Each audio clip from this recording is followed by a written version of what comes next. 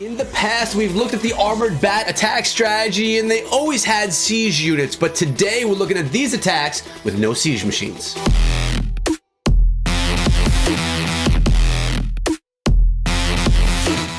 What is up, my friends? My name is Echo, and today we're back inside of Clash of Clans with another attack strategy video featuring one that was very popular just a few months back, and that is the armored bat attack strategy. From the composition, you'll see 4 golem, 2 P.E.K.K.A. That is the armor that we're talking about with this attack. Remember, the golem, they're going to be spread out around the base to tank for the bat spells as those bats move themselves through the base. Works out beautifully. You really want to tank splash damage, air targeting defenses such as wizard towers and inferno towers, but really we're talking about wizard towers because they're usually on the outside of the base. We have a beast kill squad. We have those golem which can tank beautifully for the bats, and then we just have a well-rounded attack altogether. But this time, no siege machines are going to be used.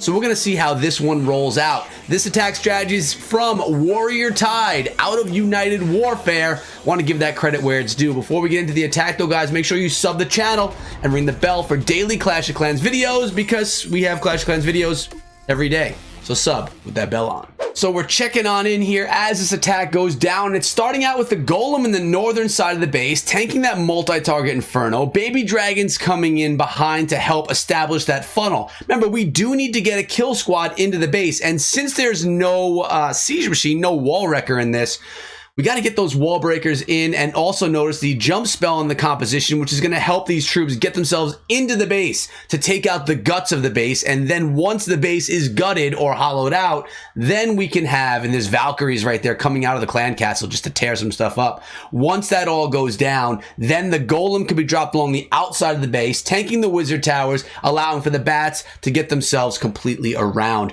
We have those troops coming in, trying to beat down on that enemy king. The king does win that battle. We took a little bit of health out of him, but he's still up.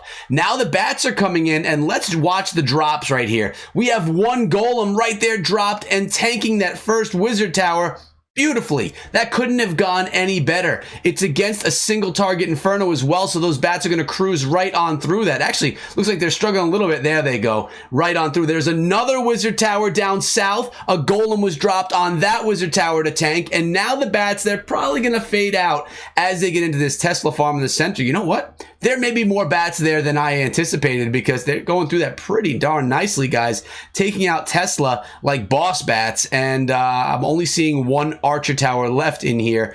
No, one archer tower left. That is the end. That is it. The base is gutted of all defenses, and right now it's just cleanup time. P.E.K.K.A, golem, heroes, minions, and no, maybe 1 stray bat. No bats. Even a ghost is in there. Gotta love the royal ghost being implemented into this composition. Just done for fun, really. And that's gonna be 100% in the next 9 seconds. I want you guys to let me know if you like this armored bat attack strategy with no siege machines. You guys are always looking for no siege attacks. This is one that we got here for you. Here we are coming in with the second example of this attack strategy. The composition remains the same, and again, it's starting out in the northern side of the base. We're attacking war bases right here. They are through friendly challenges. That's how the practice gets done, and that's how you should be doing your practicing as well. But it's against bases that are set up for war. You can notice right here with the Town Hall on the outside of the base is an anti-3-star Town Hall 10 base, and this is a Town Hall 10 attack strategy yet, of course. Now, we have also had videos where this attack strategy was used against Town Hall 11 bases and even Town Hall 12 for 2 stars. It's a good 2-star strategy as well if you can perfect it and really understand how to get it done. Nice job with the jump spell and the rage spell, allowing the P.E.K.K.A, the Valkyries, and the heroes to get into the guts of the base. And right now, the Valkyrie is just completely clearing out the center. Now, we see a wizard tower right over here, right where that royal ghost is. That's going to be 1 tower that needs to be tanked. We also have a wizard tower over by the western side of the base where that town hall is near. That's also going to need some tanking so the bat spells can path on through properly. And so far, all is going well. Look at this Royal Ghost even getting some great value. I love the implementation of the seasonal troop into the strategy, just for a little bit of flair, a little bit of fun, right? Love that Royal Ghost, by the way. I don't know if you saw my videos on that, but he's one of my favorite troops ever in Clash of Clans. Bats are going on through. That Golem is tanking even taking, yes, the wizard tower goes down. And lastly, it was going, that was it. There's no more defenses left. The double cannon was the last one standing. Now there's enough bats to go around the space to clean some stuff up, maybe take out the enemy king as well. Our queen, she's just wall pounding as usual, but in 25 seconds, the base will be cleared. Have you tried this strategy? I've seen a lot of people modify it to where they use either giants or ice golem instead of regular golem for the drops. They're going to take up less camp space.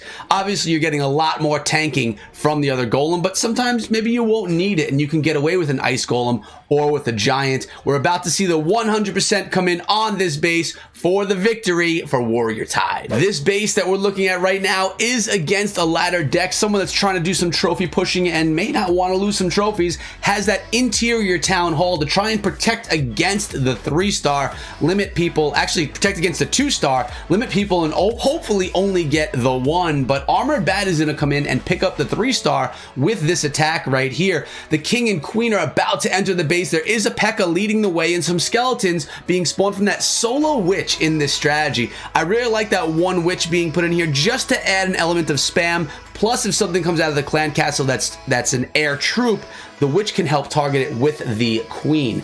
Now there's a giant bomb on the queen, but she's doing okay. Jump spell placed so our troops can get into the town hall compartment, but not only in that compartment, but through it into the following compartment so they can continue pathing through the base.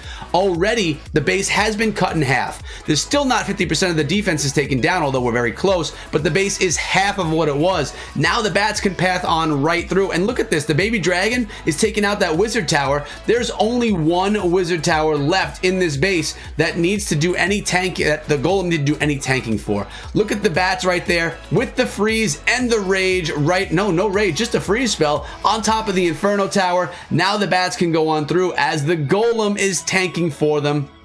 That's why we call it Armored Bat. The golem are the armor, the bats are the bats, the 3-star is the victory. It's what you get when you use Armored Bat.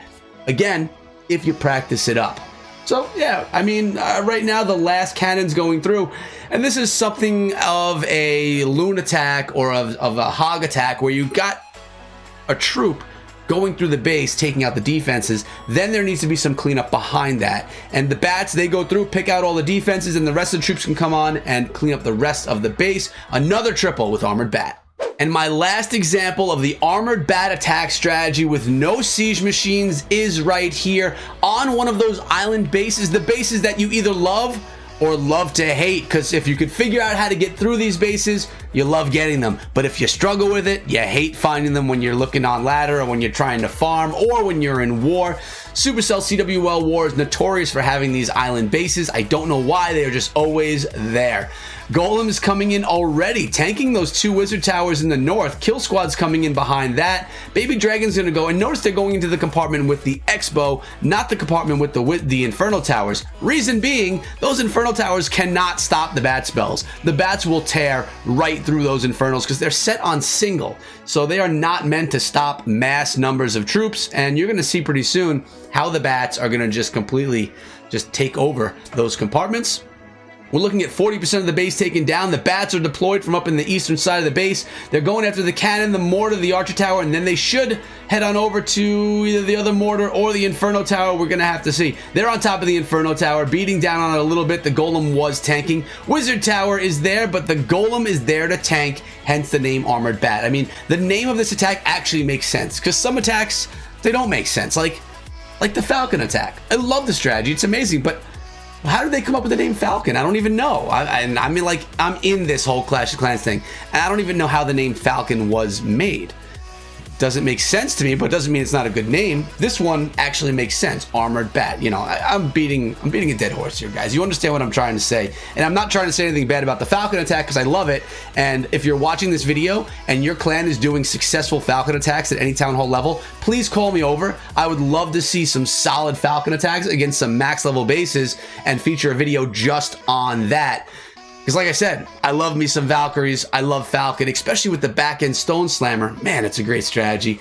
This base is being cleaned up. 12 seconds to go, and it's going to be good night as Warrior Tide comes back again on the channel, displaying a strategy that you guys can use to differentiate. If you don't know what differentiate means, it means to change things up and do things differently than others in war. So here's one last look at the composition. You're going to have 4 wall breakers, 1 wizard, 1 balloon, 3 goblins, 4 archers, 1 ghost for now. Mix in whatever you want when he's not around anymore. 2 P.E.K.K.A, 2 baby dragon, 3 minion, 4 golem, 1 witch to spam things out a little bit. If you don't have a siege machine, you can use this strategy. If you have a siege machine, I'd probably bring a wall wrecker in to open up the compartments for the heroes. Rage, jump, poison, 6 bad spells, 1 freeze spell.